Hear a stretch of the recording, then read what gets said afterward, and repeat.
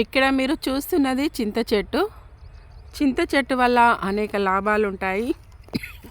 చింత చెట్టు మనకు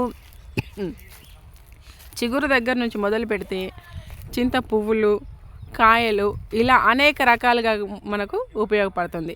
చూడండి ఈ చింత చిగురు ఎంత ఫ్రెష్గా ఉందో. ఈ చింత చిగురు మనకు ఆరోగ్యరీత్యా చాలా ఉపయోగపడుతుంది.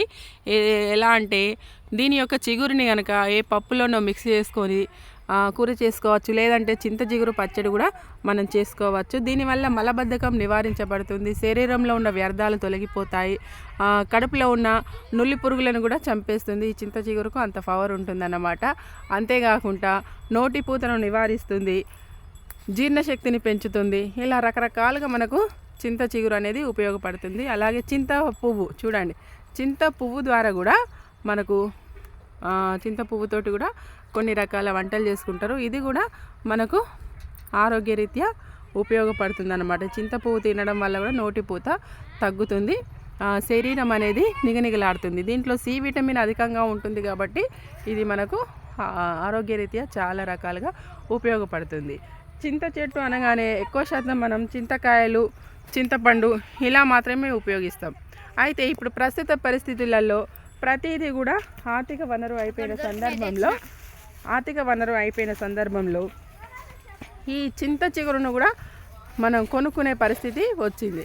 కానీ విలేజ్లోకి వెళ్తే కనుక చింత చిగురు, చింత పూలు ఇలా మనకు ఫ్రీగా దొరుకుతాయి. ఫ్రీగా దొరికే వస్తువే కదా అనేసి మనం చాలా వరకు నెగ్లెక్ట్ చేస్తాం. అలా నెగ్లెక్ట్ చేయకుండా అప్పుడప్పుడు విలేజ్లోకి వెళ్తే కనుక ఖచ్చితంగా మనం కొనుక్కునే అవసరం లేకుండానే చక్కగా చెట్టు మీద ఫ్రెష్ చింత చిగురు కోసుకొని చక్కగా పచ్చడి చేసుకోవచ్చు. లేదు అంటే పప్పులే వేసుకుంటే చింత చిగురు పప్పు చాలా టేస్టీగా ఉంటుంది. మళ్ళీ ఇటు ఆరోగ్యం కూడా వస్తుంది. కాబట్టి ఖచ్చితంగా మనం చింత చిగురు తినాలి. కనీసం అప్పుడప్పుడు చింత చిగురు లభించే సీజన్లలో ఖచ్చితంగా మనం దీన్ని తినడానికి మనం ప్రయత్నించాలన్నమాట. అలా చింత చిగురు మనకు చాలా రకాలుగా ఉపయోగపడుతుందన్నమాట. మరిన్ని మంచి వీడియోలతో మీ ముందుకు వస్తాను. మీ దుర్గం ప్రమీల నగేష్.